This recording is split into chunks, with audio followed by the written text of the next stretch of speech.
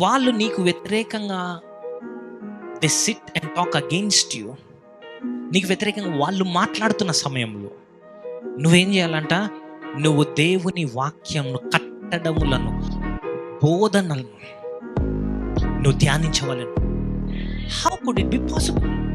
నువ్వు లోపల deep hurt అవ్వడానికి సిద్ధపడుతున్నావు. నీకు నమ్మక ద్రోహం జరగబోతుంది.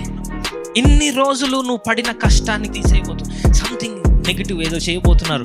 ఇలాంటి సమయంలో how could I not think about it?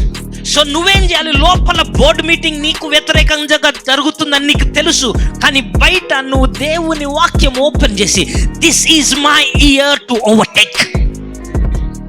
హల్లెలూయా.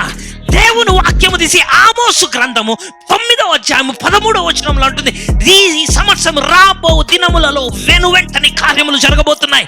అక్కడేమో వాళ్ళు ఏమంటున్నారు? నిన్ను ఏ విధముగా ఇరికించి తీయాలని వారు మాట్లాడుతుంటే, you are talking about, thinking about the word of God.